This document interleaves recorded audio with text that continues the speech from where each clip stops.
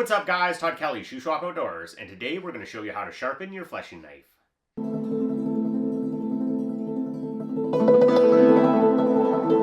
When I started out tanning hides, I didn't realize that my knife should be sharp on one edge. This is a Necker 600, probably the most common, popular fleshing knife out there, and for the money it is a good knife, but from the factory it doesn't come very sharp.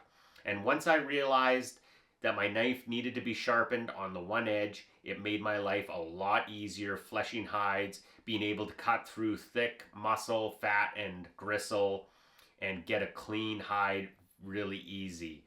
It's fairly easy to sharpen this knife and make it as sharp as every other knife in your toolbox. We're going to be using a whetstone system for sharpening our fleshing knife. You can get a kit off Amazon for less than $50 and you're going to be able to sharpen every single knife in your house razor sharp really easy. These things need to soak in water for 10 minutes before you use them, which I've already done. It's a good idea to screw down your mounting plate so it doesn't move around on you, especially with the fleshing knife. You're using two hands to do it and it's going to want to move around on you. So do yourself a favor, screw it down to a table or a workbench.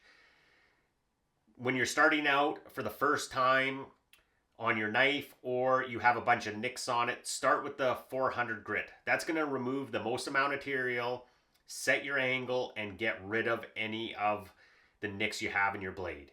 If you've already sharpened your knife before, go ahead and start with the 1000 grit, which we're going to do here. These things work best with a bunch of water on them, so spray it down. Spray your knife down as well.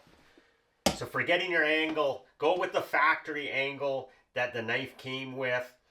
That's going to give you your sharpest edge and you're going to have the least amount of work to do it. If you try changing the angle on it, you're going to have to go to the 400 grit to remove a whole bunch of material to get the angle you want. The factory angle is going to be really sharp.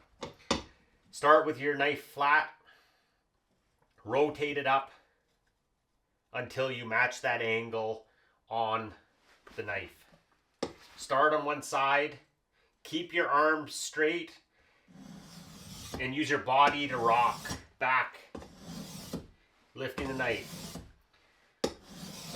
You want firm pressure on the stone as you draw it back. And we're going to keep doing this until we form a burr on the top side edge.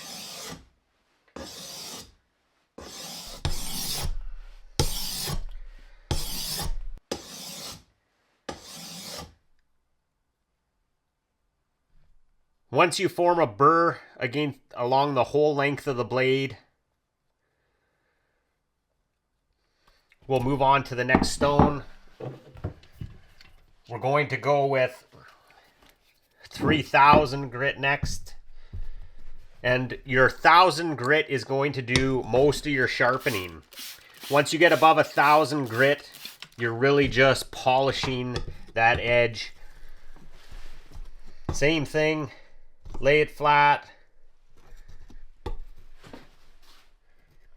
Same thing here. Lay it flat, tilt it up until you get that angle, and draw it back.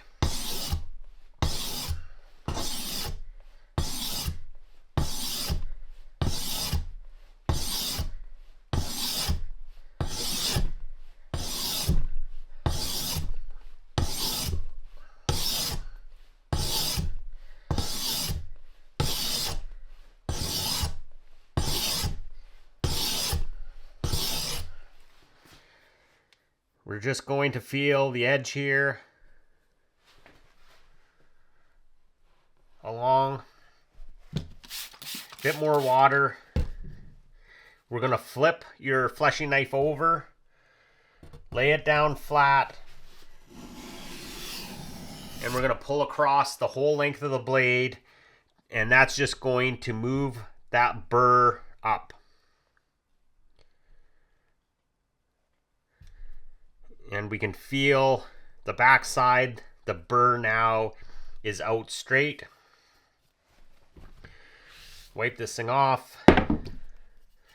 Flip our stone over to the 8000. Some more water. Back to the beveled side. Same thing. Get your angle. And very light pressure. Draw it back like we've been doing.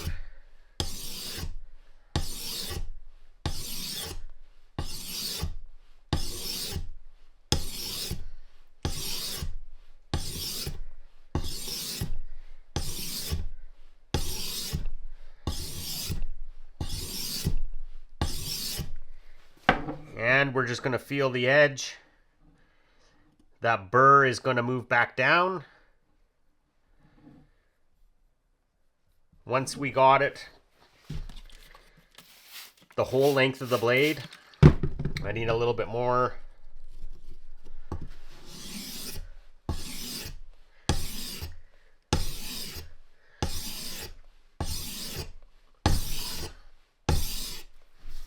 Now that we've got the burr on the full length, and it's going to be very fine,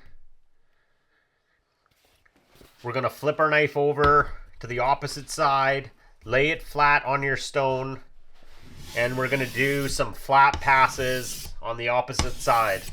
And that's going to bring our burr flat with the edge of the blade.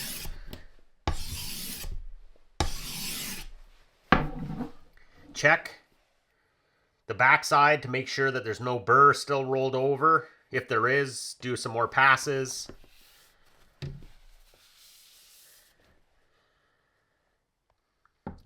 And our edge is razor sharp. Well, there we go. It's that easy to get a razor sharp fleshing knife, and that's going to make your fleshing job so much easier than struggling with a dull knife.